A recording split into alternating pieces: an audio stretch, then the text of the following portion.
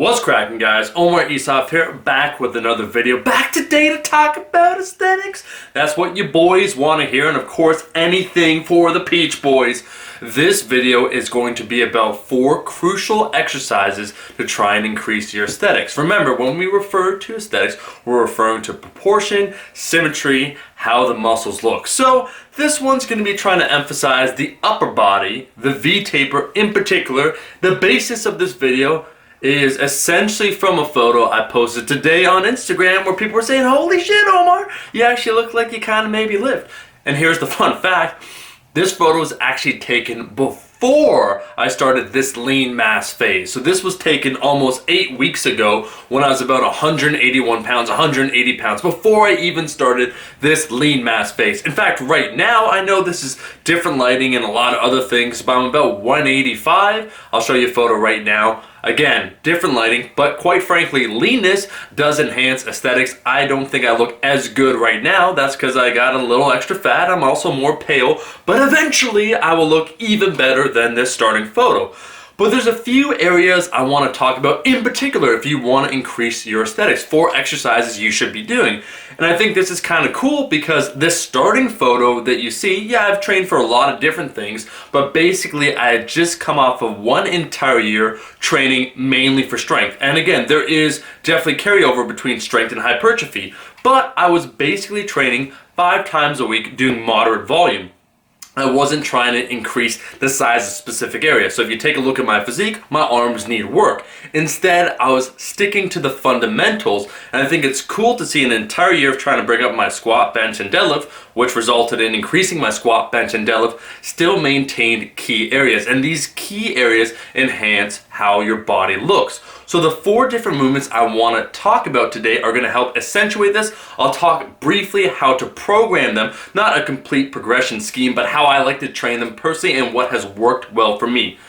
In the first place, let's talk about the ass chest, in particular the upper clavicle. I think a lot of people do the flat bench press and maybe they don't feel enough chest gain, so they just give up doing any sort of pressing movement as it relates to chest hypertrophy, and this is where you're wrong. I've already talked about this a little bit before, but I think training the incline bench press heavier, so trying to get stronger on the incline bench, can really work the upper clavicle. The upper pec in that photo is popping because I was still doing the incline bench press at least 1 time per week. For other people out there, maybe more along the lines of 2 times per week as your main accessory bench press movement. I would keep it in doing 3 to 4 sets of 6 to 8 reps on one day and then high repetitions, so maybe 10 to 12 on the next day. If you don't have access to a power rack, because I am a bigger advocate of the low incline bench press, you can do low incline dumbbell work. But I think working on the incline as it relates to chest hypertrophy is crucial, and that kind of fills up that upper space there. When you combine that with bigger deltoids, doing more overhead press and lateral raises, kind of just enhances how big the upper body looks, especially up top. So incline bench press should always be a staple. The second movement for me when it comes to looking more aesthetic would definitely be pull-ups. And I like to do high frequency pull-ups. I already talked about that before, but 1.5 years ago, I did 13,000 pull-ups in 1 year. High frequency, high volume, mainly body weight. I would still advocate doing mainly body weight. So every single day you do your pulling, so you train your back, do pull-ups. Do 5 sets of 10, 5 sets of 12, 5 sets of 15. You want to accumulate a lot of volume when it comes to doing pull-ups. I think 1 time per week, you should try and progressively overload the movement. So go heavier. And on this day, I normally will do a 4x6, maybe a 4x8 or a 5x5 on weighted pull-ups. So you could do neutral grip, you could do it pronated, so that means the actual pull-up, or even supinated, which means chin-ups. But I would say 1 time per week heavy, and then several other times per week doing a high volume, high frequency approach has yielded the best results as it relates to my lats. And if you take a look even from the front, you see they're popping out. Lats are happening. The third area that people noted would be the Serratus Anterior.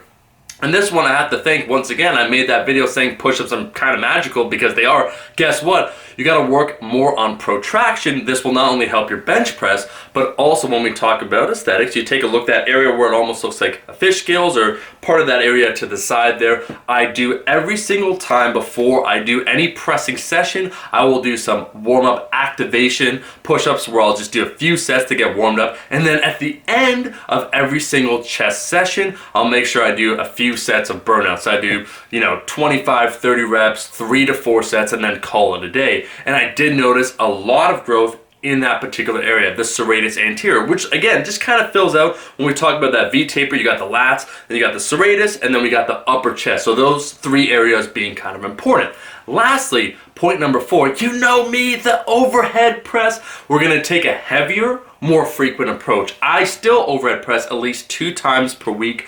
More this now when I'm in a lean mass phase 3 times per week. I think there are other movements if you have a bum shoulders and they just don't feel great when you do the overhead press, so you can substitute this out. Your anterior deltoids do get a lot of love if you do the bench press and a lot of other movements, but for me, I wanted to increase the size of the deltoids, the front deltoid and the side deltoid, so I did also do that. I guess be aesthetic exercise number 5, lateral raises, high frequency of those, but heavy overhead press. Some movements, I believe you have to progressively overload them, so the incline bench press, if you want to build the upper chest, the same idea with the overhead press, you need to get stronger in that movement. And the quick hack, once again, to work a little bit more that clavicular head of the upper pec, you want to lean slightly back. I'm not talking doing the Fat Joe lean back. I'm just saying that you should slightly arch with that thoracic area, do a little bit of thoracic extension when you do the overhead press, and actually your upper pec will be involved on the OHP. So these 4 movements together have been staples. I'm going to continue doing them in this lean mass phase,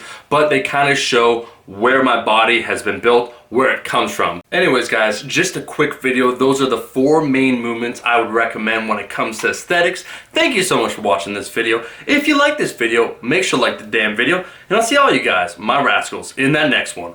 Peace!